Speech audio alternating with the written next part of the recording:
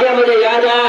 एक शिकारी हिरन का शिकार करता है, चुनांचे वो शिकार करके जब लाता है, यहूदी था, वो शिकार करके जब लाता है तो वो हिरन जो थी वो जनाब मोहम्मद रसूलुल्लाह सल्लल्लाहु अलैहि वसल्लम की तरफ देखने लगती है और उनसे सिफारिश करवाने लगती है कि मेरे बच्चे वहाँ पर भूखे होंगे, दूध पीना चाहते होंगे, वो भूखे होंगे, आप मेरी तरफ से सिफारिश कर दीजिए, आप मुझे छुड़वा दीजिए, मैं जरूर वहाँ से वापस आ जाऊंगी।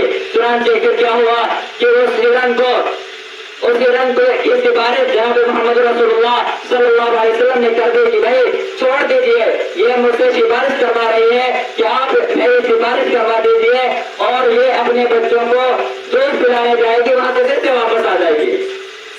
चुनांचे फिर क्या हुआ, जनाब मोहम्मद रसूलुल्लाह सल्लल्लाहु अलैहि वसल्लम से यहूदी ने कहा कि ठीक है आप सिफारिश ले रहे हैं तो मैं छोड़े जा रहा हूँ।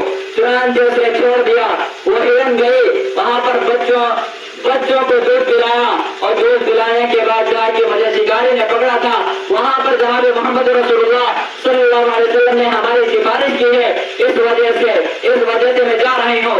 चुनांचे उसके बच्चों ने भी कहा, हिरन के जो बच्चे थे उन्होंने भी कह दिया कि मैं भी साथ चलेंगे, हम भी साथ चलेंगे। चुनांचे उनको लिया और उन्होंने ये भी कहा कि मैं भी जनाब मोहम्मद रसूलुल्लाह सल्लल्लाहु अलैहि वसल्लम का दीदार करना चाहते हैं।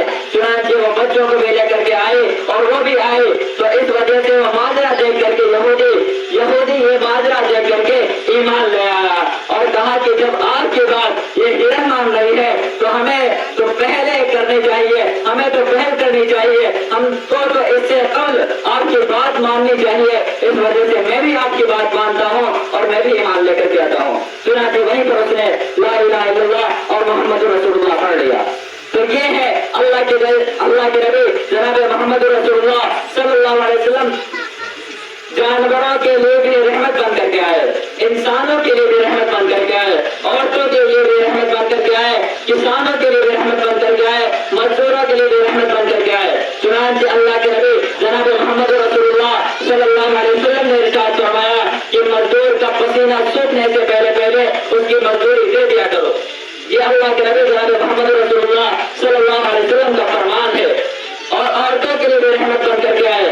चुनांचे औरतें तीन तरीके के पहले पाई जाती थी, तीन तरीकों से औरतों पर जुल्म हुआ करता था।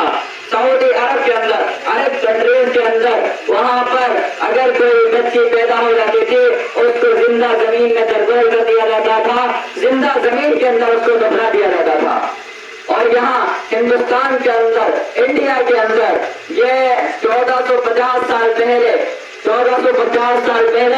ये था, औरत के बारे में तस्वीर किया जाता था कि अगर किसी का शौहर का इंतकाल हो जाता था तो उस शौहर के साथ उसकी बीवी को भी आग के अंदर जला दिया जाता था।